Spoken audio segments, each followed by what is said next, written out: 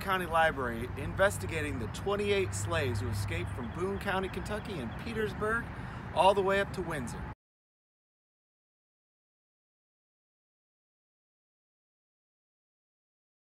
Slaves important?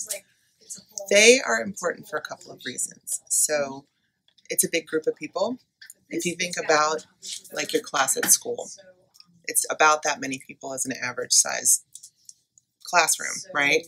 And if you try to think of having that many people be silent and move from one place to another without getting caught and at risk, I mean, they could have been caught and lots of bad things can happen.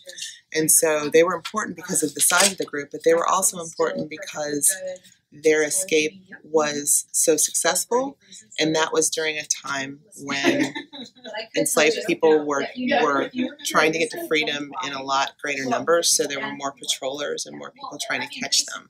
And so it's very well known because of that. What do we know about them? We know a lot about, on the Kentucky side of the river, about the families that were the slave-holding families.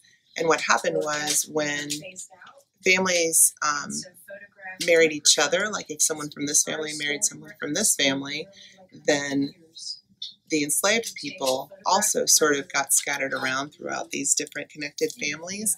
So we know a lot about where they lived and who they were, and the fact that they were all sort of connected, which makes sense as to why they were all together. What don't we know? We don't know everybody's names. That's one thing.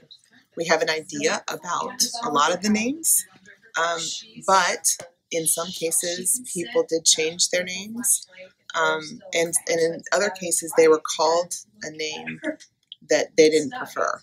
And so they may actually have had a different name that they called their own family members, and then when they were free, they would call themselves something else. So that makes that hard to find them. But we do know, we have a general idea of the makeup of the group. It was more men than women, and there was a baby initially, we know that, and we think there were some children, but not tiny children.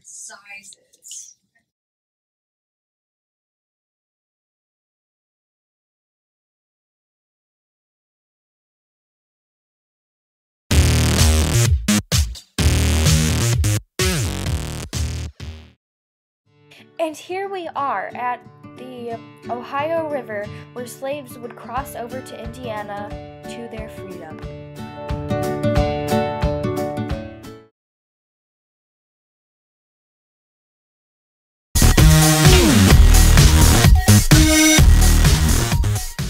Wesleyan Cemetery in Northside, which was the next stop.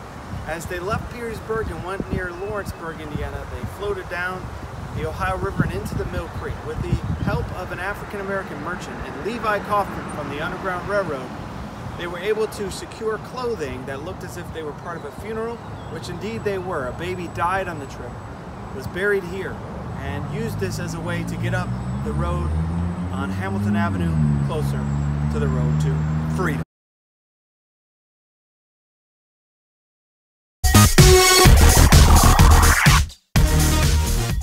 We are on the next step for the road to freedom. As the young 28 came up the hill into Hamilton Avenue, they went to the Farmers College near the spot where we're standing today, and were preyed upon by a Presbyterian minister. Their unbelievable bravery was to continue. Next week, continue and follow us on our journey as we travel to Michigan and Windsor, Canada, and the road to freedom.